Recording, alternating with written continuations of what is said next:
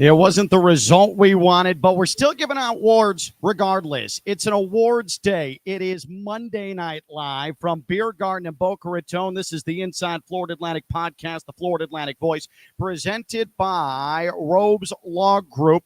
Robes Law Group, R-O-B-E-S, Robes Law Group, personal injury lawyers. When life tackles you hard, call Robes Law Group, your campus accident attorneys, 561-570-5700. Visit robeslawgroup.com. That's 561-570-5700 or robeslawgroup.com, R-O-B-E-S, robeslawgroup.com. I am Ken LaVicka, the voice of FAU, and it is good to have you along.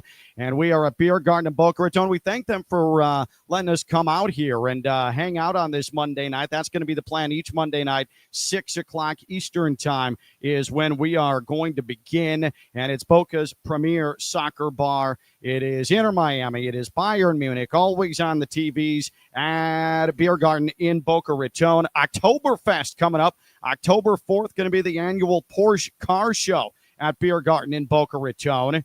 And October 11th, Beer Fest 2025, sampling from German and local breweries. Both events start at noon. And, of course, NFL season is on the way. Happy hour all day, $1 wings. Dolphins games always on at Biergarten in Boca Raton.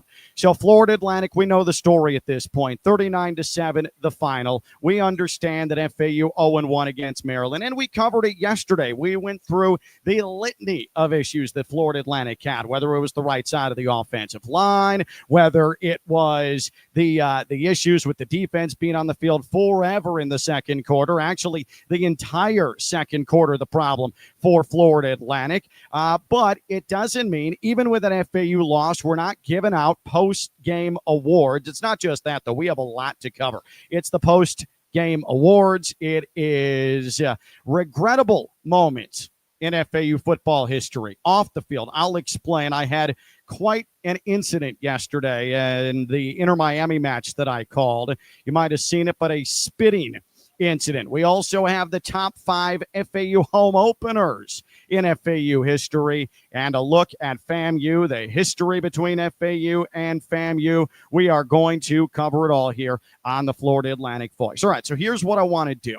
We are going to go position by position, and this is not a game breakdown, but this is going to end up being position by position. We give out awards here on Monday Night Live from Biergarten in Boca Raton each Monday night, okay? So the first award after the 39-7 loss to Maryland, we're going to focus on the quarterbacks, and it's the Rusty Smith Quarterback Award. Now, I want to make sure everybody understands these aren't memorial awards. These players have not passed. These alum have not passed. We're simply just using their name as an homage to what they did at Florida Atlantic. But the Rusty Smith Quarterback Award, and, well, we're going to forego that one this week. We are not going to give out a quarterback award this week. And here's the reason why. I'm not trying to be mean. I'm not trying to pile on 6 interceptions. But the fact of the matter is, I think Caden Veldkamp would feel off for receiving recognition for a 4-interception game. I think Zach Kitley would feel like, as someone who is a proud quarterback coach,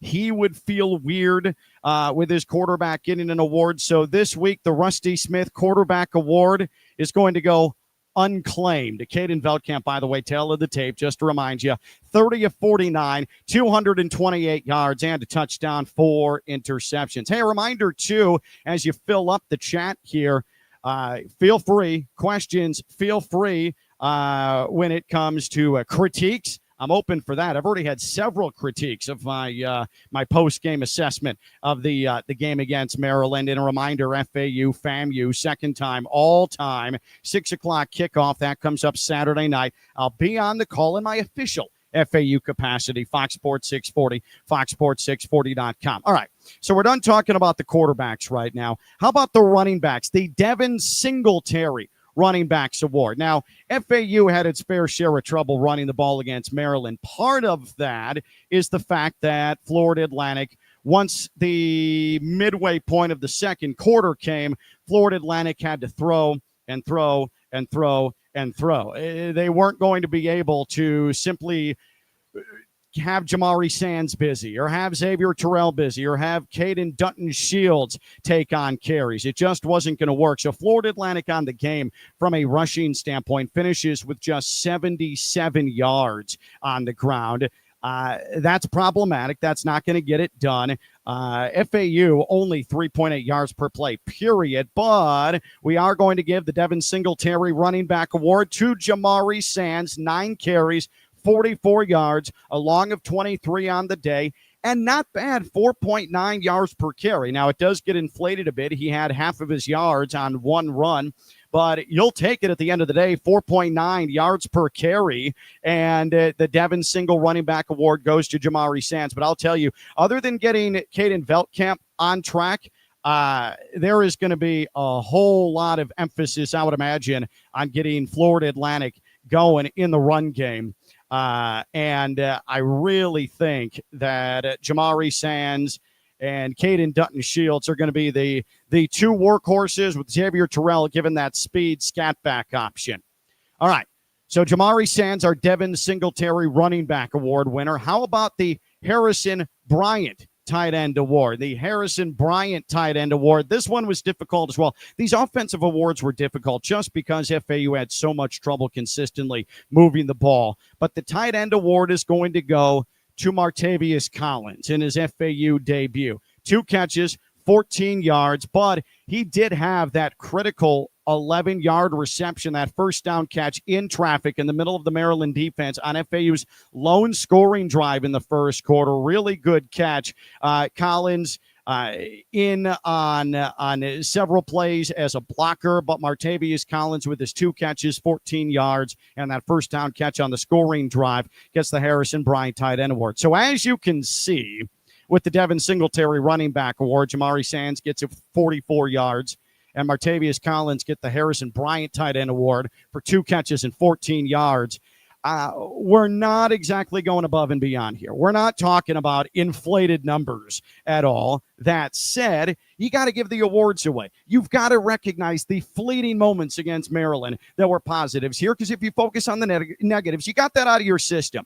Like I said, we did the post-game review the day after yesterday, not on Saturday night. 1, because I have to travel and I can't do it 40,000 feet in the air. But 2, it allows you, the upset, disappointed, emotional FAU fan, the opportunity to let it settle in, to sleep on it, to get yourself mentally right so you're not gnashing teeth and lashing out at me, because I don't want that. All right, let's head to the offensive line.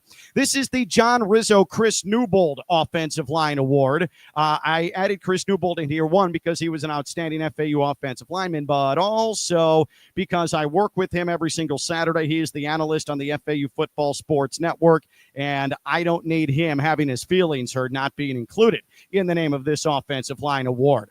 Right guard Scarlett Jean is going to win this award. Scarlett Jean, who last year, the Kaiser product in West Palm Beach, he injured himself in the final scrimmage of the season. The preseason, he had a knee issue, and he missed the first month of the year. Did play in 8 games last year, and he's starting at left guard this season. Per Robbie Lastella, our good friend Robbie Lastella, Scarlett Jean, only 1 pressure allowed in 70 snaps, according to Pro Football Focus. So we've documented the problems that FAU had along the offensive front, and the trouble that Caden Veltkamp found himself in on the pick 6, getting hit in the chest right as he was trying to let go of the ball, or the safety that Caden Veltkamp had to take in the second quarter, or the quarterback pressure, so the lack of rushing yards. But if there was one overwhelming positive on the offensive line, 1, it came from the left side, and it came at the left guard position, and it was Scarlett Jean. Again, 1 pressure allowed in 70 snaps. That is courtesy of Pro Football Focus. Reminder, keep filling up the chat. And any questions, any sort of dialogue you want to have, we'll take care of you here at live edition of the Florida Atlantic Voice, presented by Robes Law Group Personal Injury Lawyers, ROBES, robeslawgroup.com. We are live every Monday, 6 o'clock Eastern time at Biergarten in Boca Raton. Aaron messages Do you think Coach Kitley regretted going for it too many times on fourth down? No. I don't think he regretted it too many times, and here's why. There's some nuance to this, okay? So on the opening drive, and I think that's the one that so many are going to focus on the opening drive of this game, you march down the field, you get some help from Maryland because they can't stop committing penalties. By the way, and I didn't really address this yesterday, I can't remember the last time I saw a power conference team, commit 14 penalties for the century mark overall. And as I mentioned yesterday, though, it makes it frustrating that FAU really couldn't take advantage of all of the gifts that they were getting. But you had 2 offsides. You had a personal foul.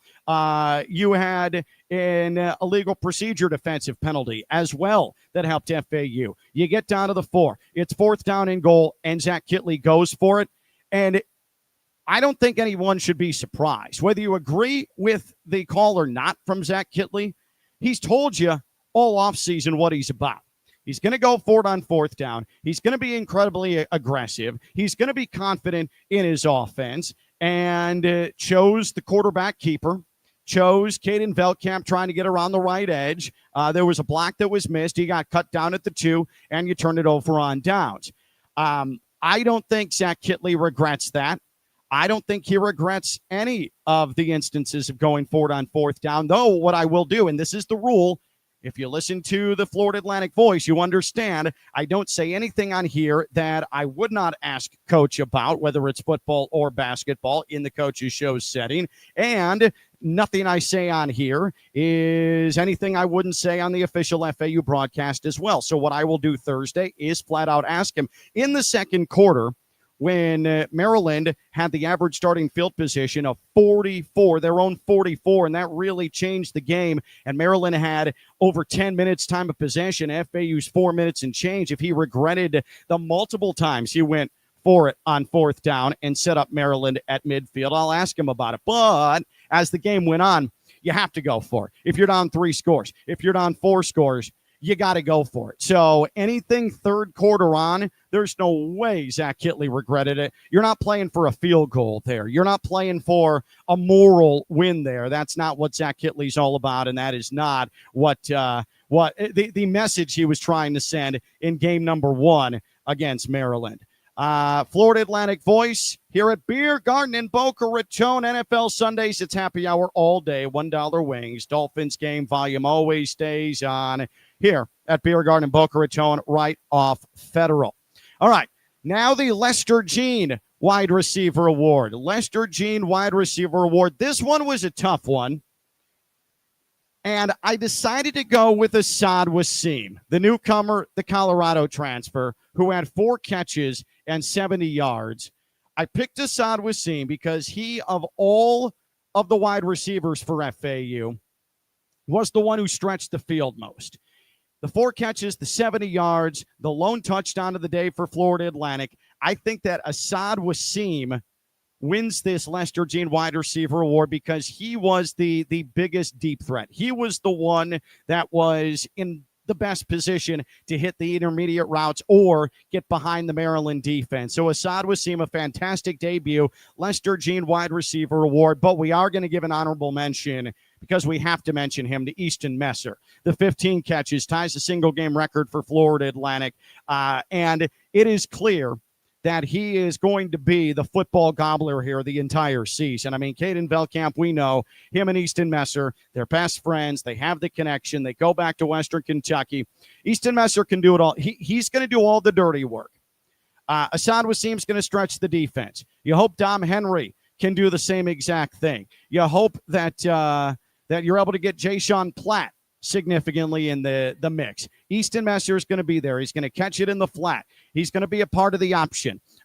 He's going to go in motion. He's going to sit in the middle of the defense 5, 6, 7 yards. He is going to run over the middle. He's going to take the hits. He's going to allow you to force the ball into him between linebackers. Easton Messer is going to be that guy. He gets honorable mention. He did all the dirty work against Maryland. 15 catches on the day for Easton Messer. Let's go to the defensive side. Now, this was a little bit more competitive because don't be misled by the 32 points allowed by Florida Atlantic. Actually, the 30 points allowed because there was the pick 6 and there was the safety.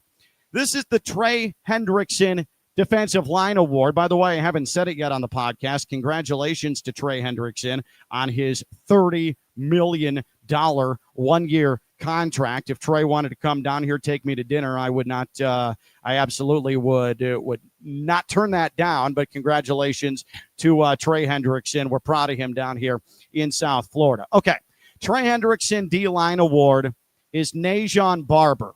Najon Barber gets the first Trey Hendrickson D-Line Award of the season, the Coastal Carolina transfer. Now, the defensive front of all of the position groups that FAU trotted out there defensively, they're the one that had the biggest issues. They're the one that had the toughest matchups. The Maryland offensive line was extremely formidable. They were extremely difficult to get any sort of leverage against. But Najon Barber, he was disruptive.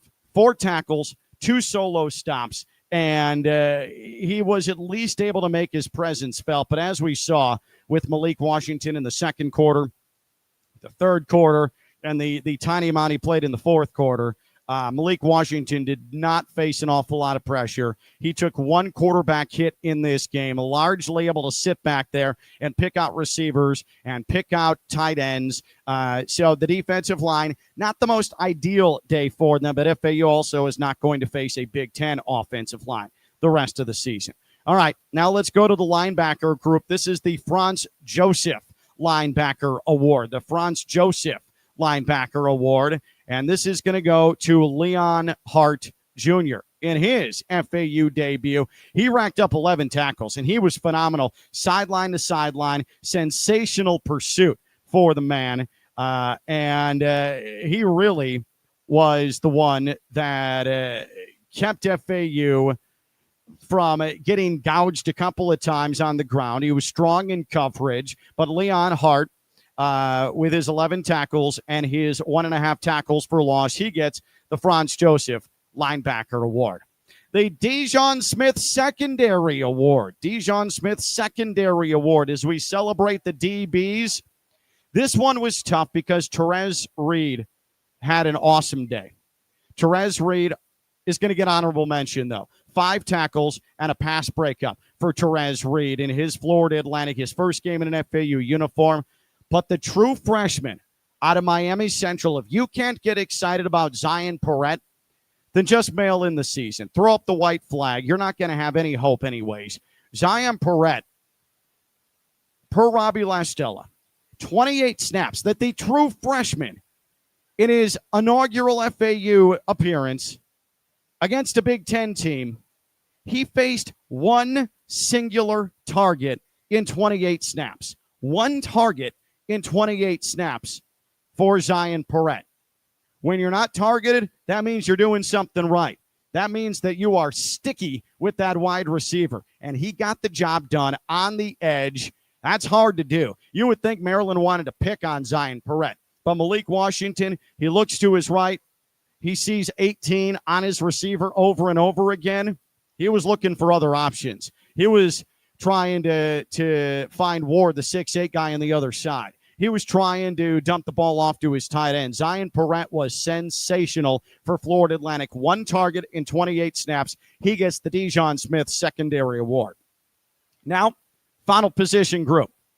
Actually, let me tell you a story about Dejon Smith real quick. There have been a number of times in my 18 years at Florida Atlantic that a player, we've pronounced his name one way, and the pronunciation's been given to the powers that be at FAU one way for that player's freshman year, his sophomore year, his junior year, and then suddenly his senior year hits, and he says, oh, this is actually the way to pronounce my name.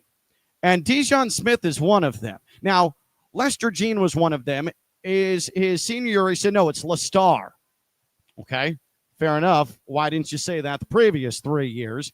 But Dejon Smith, through his first 3 years at FAU, was DJ Fry Smith. Look back at the highlights of FAU's win at USF in 2014. Dejon Smith had the interception that locked that game away. It's on YouTube. You can look it up. Just Google, don't Google, search FAU USF Football highlights. You'll see the one from 2023, but you'll also see the collection that got put together in 2014. And I call him, during the touchdown return, the interception return for a touchdown, DJ Fry Smith, because at that point, he was DJ Fry Smith. And then he got to his senior year, and suddenly he was Dijon Smith. And I always tell these players, please, just tell me right away what you want to be called. I will follow your whim in that spot, but don't have me call you something you don't want to be called through your college career. It's a basic thing that I'm asking you. So Dijon Smith was certainly one of them. All right. Mickey Grudy, that's always been his name. Mickey Grudy Special Teams Award, one of the finest punters in FAU history because, well, he did an awful lot of punting in his time at FAU, especially during the 2011 season. The Mickey Grudy Special Teams Award, Jay Sean Platt. And it looks like he has found a role as the guy returning kicks for FAU. I actually thought that this might be Xavier Terrell. So speedy and so explosive. He has that track star speed. I thought for sure that Xavier Terrell was going to get the start as FAU's kick returner, but Jay Sean Platt, who wants to play special teams, Jay Sean Platt, who wants to contribute, and boy, did he ever against Maryland. He actually was FAU's best source of field position. Nobody moved the ball better on Saturday than Jay Sean Platt.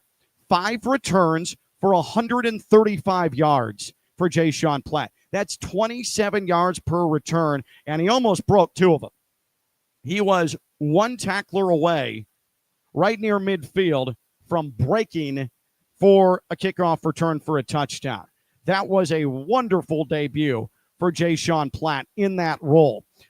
So if FAU can get 27 yards per return this season for Jay Sean Platt, going to win a lot of games. If they can get 20 yards per return for Jay Sean Platt, going to win a lot of games. And I would suspect, though, as the Jay Sean Platt kickoff return momentum continues to pick up, he's probably not going to get many opportunities. They're going to try and kick it out of the back of the end zone. But Jay Sean Platt, extremely well done, extremely explosive for FAU, returning kicks, and he is the Mickey Grudy Special Teams Awards winner. All right, so let's recap here. Your post-game awards for the Maryland game before we put a cap on it, before we end up putting it in the bottle, sending it into the Atlantic Ocean, and then it'll wash up somewhere in the Ivory Coast.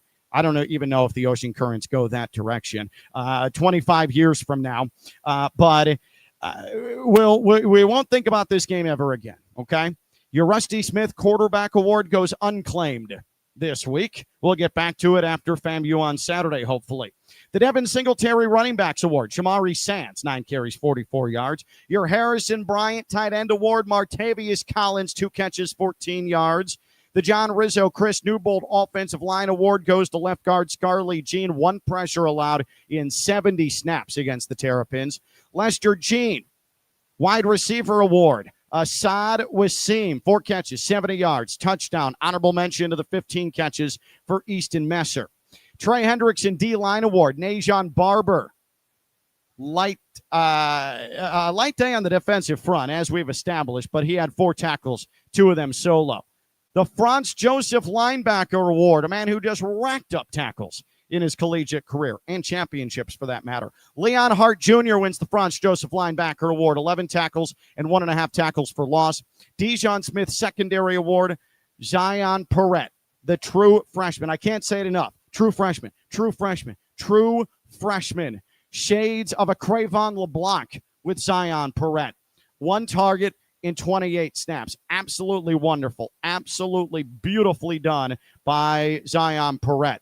And by the way, I knew this was going to happen. I got the endorsement on the John Rizzo Chris Newbold Offensive Line Award. Sure enough, Chris Newbold in the chat. Love the award names. Some really good throwback players. He's talking about the fact that he's included with the Offensive Line Award. I knew it.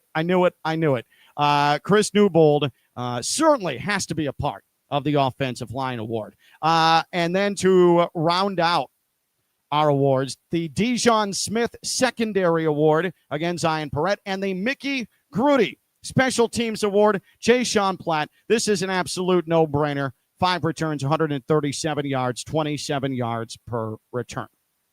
All right. This is the Florida Atlantic Voice presented by Robes Law Group, ROBES, robeslawgroup.com. Personal injury lawyers. Taking hits isn't just for the field. Robes Law Group, your campus action and attorneys. They fight for you when life throws you a curveball. Call 561-570-5700 or visit robeslawgroup.com. 561-570-5700 or Robes Law Group, ROBES, robeslawgroup.com, the title partner of the Florida Atlantic Voice, and we appreciate them. I can't stand during football season when people come up to me and say, "Oh man, Ken, what did you think about the Canes?" All right. I'll talk Canes when I'm doing my job on ESPN National Radio. I'll talk Canes when my wife, who is a Miami alum and a season ticket holder, says, "Hey, what did you think about the Canes?" But when I'm out in public and when I'm in Boca, okay, we talk FAU. I'm FAU first and foremost. I'm an FAU fan. That's the priority. I don't really want to talk Carson Beck. I want to talk Caden Veltkamp. I don't want to talk Mario Cristobal. I want to talk Zach Kitley, okay? But it's worth mentioning there were 2 extremely notable connections to Florida Atlantic in last night's Miami win over Notre Dame.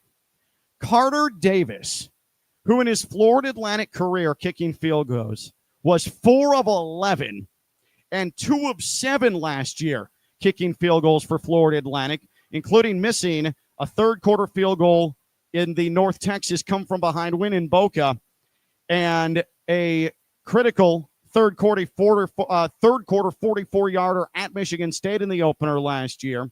Carter Davis really struggled as FAU's distance field goal kicker, sharing the duties with Morgan Suarez. What does he do? Well, he signs with Miami in the transfer portal, and then in the biggest game of his life, in front of the largest audience of the college football season at a jam-packed Hard Rock Stadium, Carter Davis 2 for 2, kicking field goals for the Canes, including the game-winning 47-yarder with 1:04 left. So Carter Davis seemingly has learned some lessons from last year. He has overcome it, and congratulations to Carter Davis in his Miami debut. And then there's Ruben Bain, the ridiculous, the freakish defensive lineman for Miami, who had the game-winning sack at the conclusion of that game to ice it away for the Hurricanes. Ruben Bain, for those of you who are old school FAU fans, you certainly know the name and you know the player. For those of you that are new to Florida Atlantic, 1, welcome, and 2, Reggie Bain is one of the all-time great tackles in FAU history. One of the single best left tackles that Florida Atlantic has ever put on the field. 2017 Conference USA champion, and he was the bedrock, the cornerstone of an offensive line that was one of the most punishing in the history of FAU football.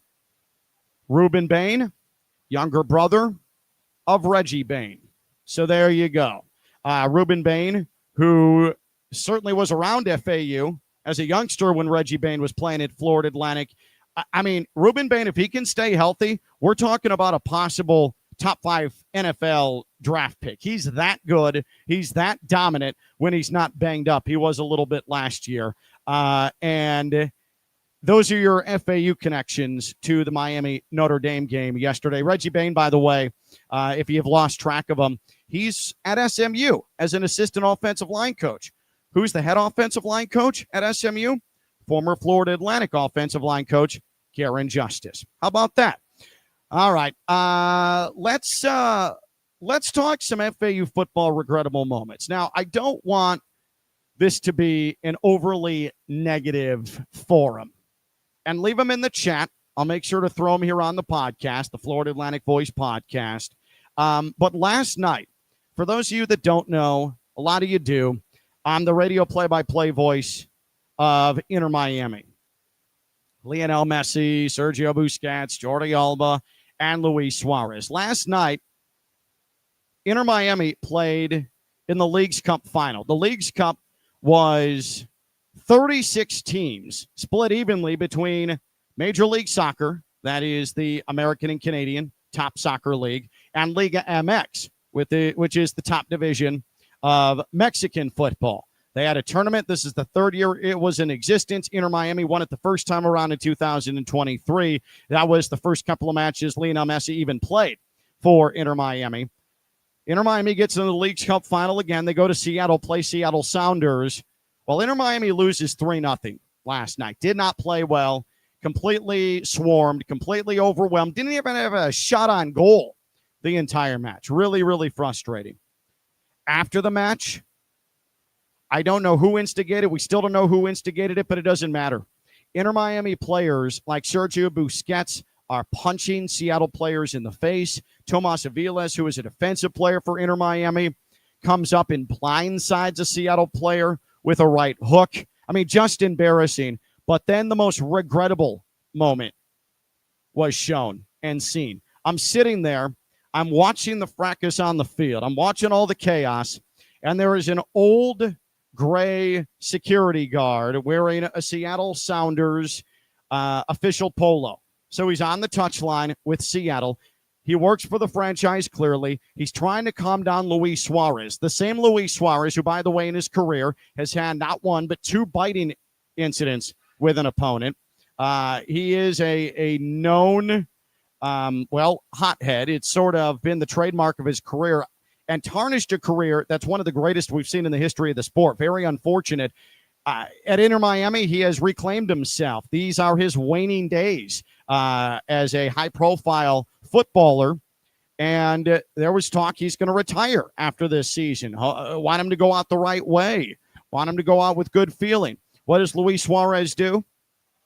He flat out spits on this security guard on the field.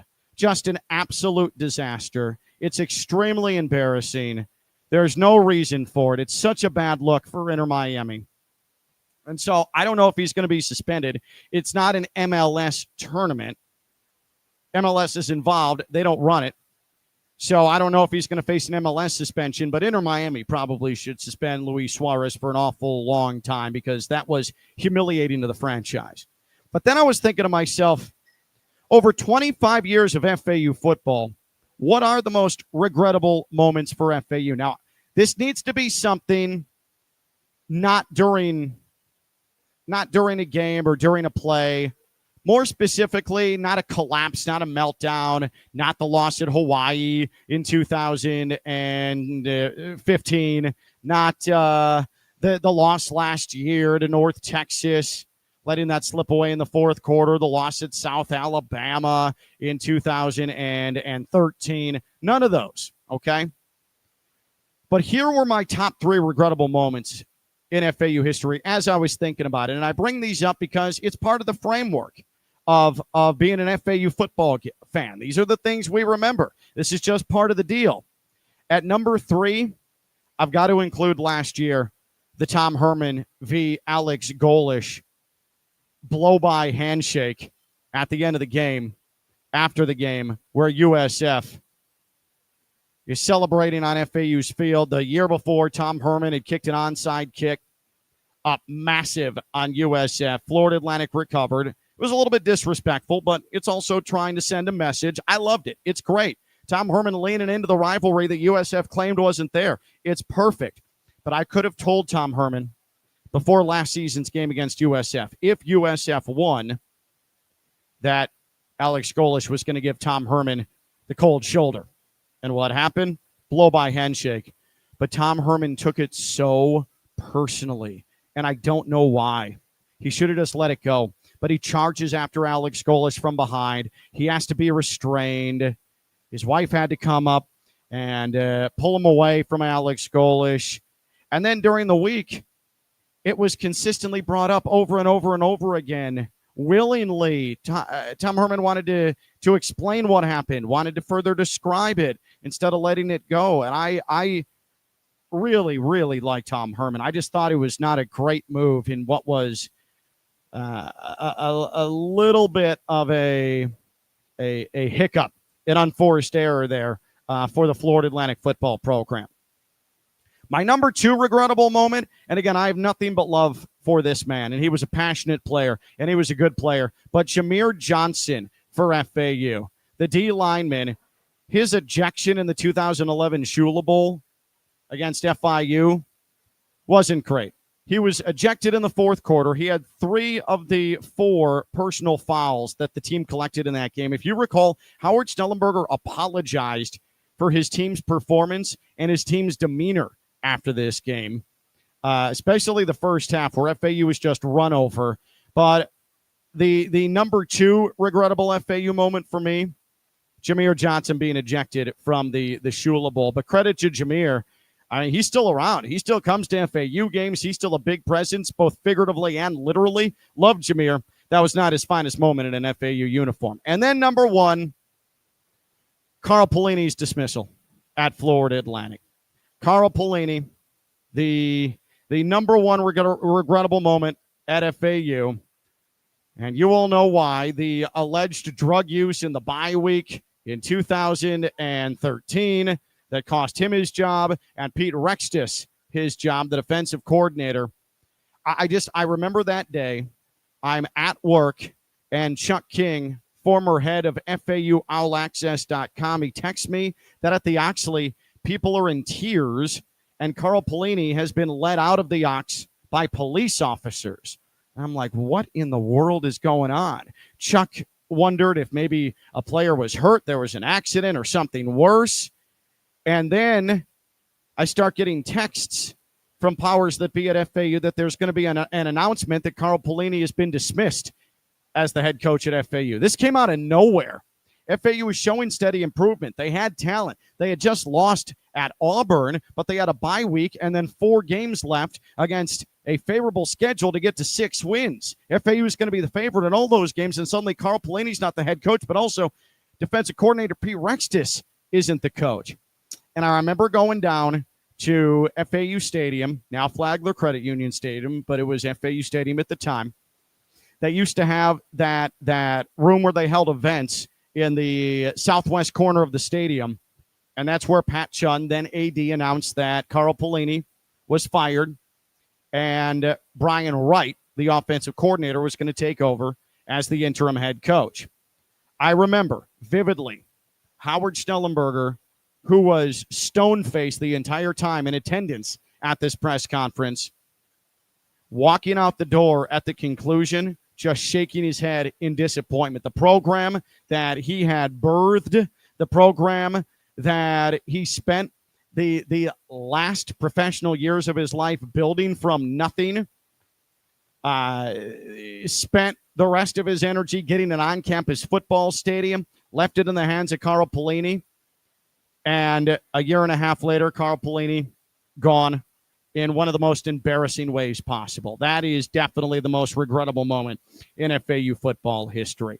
Florida Atlantic Voice here from Biergarten in Boca Raton, here every Monday night, 6 o'clock. Come out and enjoy their outstanding menu, their outstanding drink specials. They are Boca's premier soccer bar, Inter Miami, Bayern Munich, always on the TVs at Biergarten. By the way, World Cup next year, going to be real busy at this place as the World Cup comes to North America. Let's talk home openers. Florida Atlantic's home opener, Florida A&M, the Rattlers coming to Boca Raton for the first time ever. Second meeting all time between these two teams, FAU, FAMU, 6 o'clock Eastern time, and a 5:30 pregame on the Florida Atlantic Sports Network, Fox Sports 640, the free Fox Sports 640 app I recommend.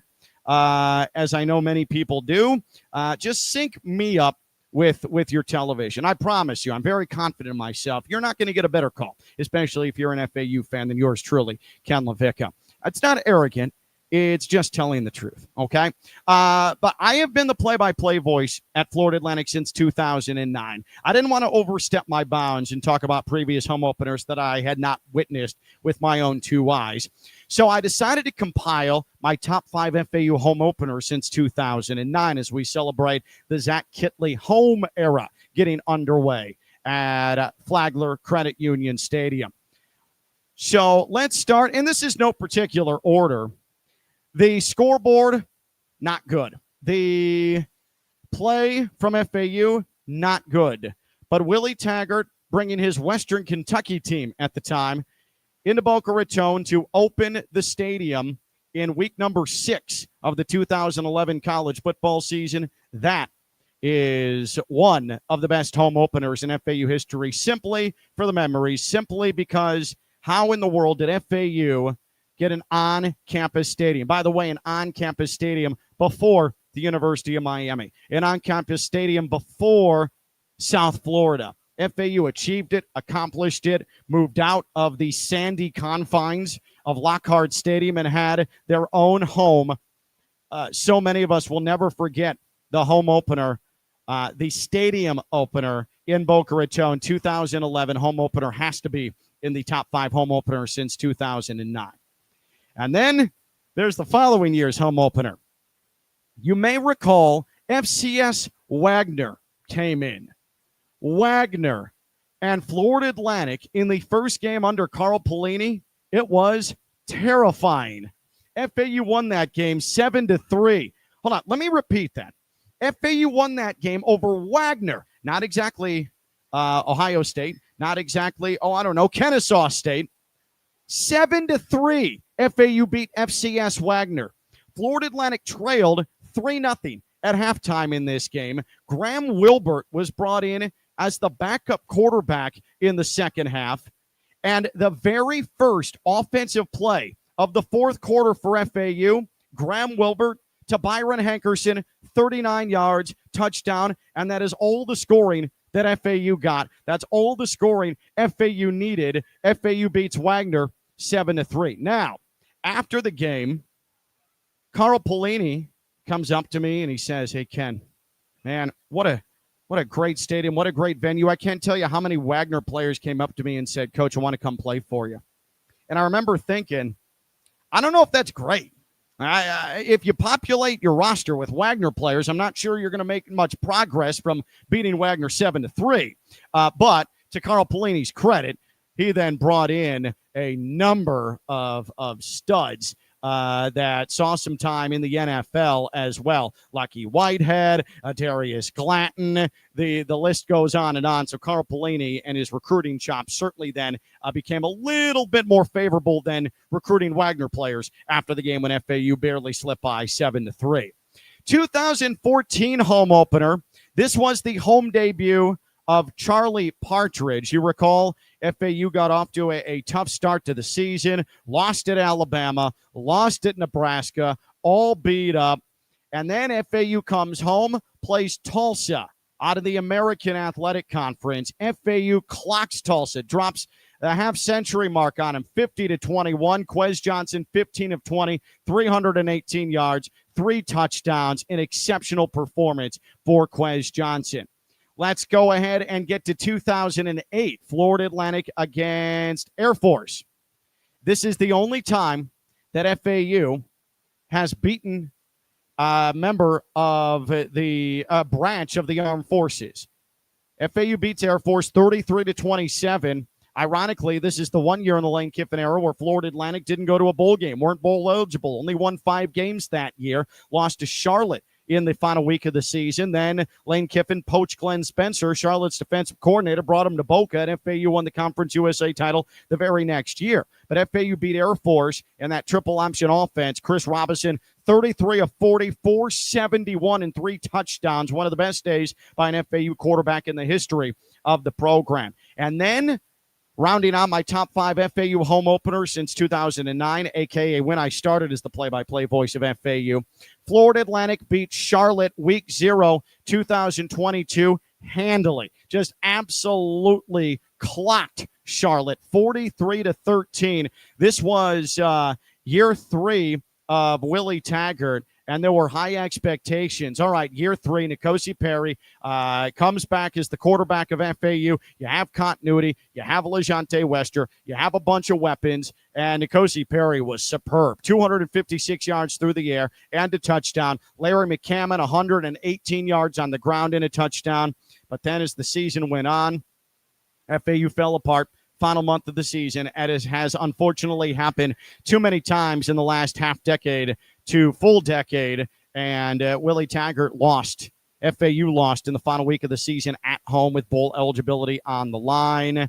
And then Willie Taggart was dismissed, opening the door for the Tom Herman era. Let's just go through the rest of the home openers since 2009 for posterity's sake. 2009, FAU lost at Lockhart Stadium to Louisiana Monroe 27-25. FAU losing to Michigan State 2010. Now, this was a home opener, but it was played in Detroit. That's right. FAU played a home opener in Detroit, Michigan at Ford Field because the stadium was supposed to be built. Michigan agreed to a 2-for-1 with Florida Atlantic, but once it became clear that the stadium wasn't going to be ready in Boca in 2010, Michigan State said, yeah, we're not going to Lockhart Stadium with your locker rooms and temporary tents outside of the stadium. We're Michigan State. So Michigan State and FAU came to a deal. FAU hosted the game, quote-unquote, at Ford Field. That was the 2010 home opener. 2013, one of the most thrilling home openers in FAU history, but FAU came out on the wrong end. That was Middle Tennessee State, a 42-35 final in overtime. FAU, a furious comeback in the fourth quarter of this one. 21-yard touchdown pass from Quez Johnson, a lucky Whitehead with 3 seconds left in the back of the end zone, but Middle Tennessee State would score a touchdown to claim it. 2015, that was the Miami home opener. FAU was in this game until a lengthy, forever second quarter weather delay. FAU loses 44-20. In 2016, FAU had another close call against an FCS team. This one was not fun.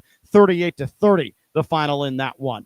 2017, the Lane Kiffin debut. FAU lost to Navy 42-19, highlighted by the 99-yard touchdown from Willie Wright. Daniel Parr to Willie Wright. FAU blown out by UCF 48-14. 2019, Florida Atlantic beat Georgia Southern 38-6 in 2021. Nikosi Perry 19-27, 332 for touchdowns. And then 23 and 24, FAU lost to Ohio and Army respectively.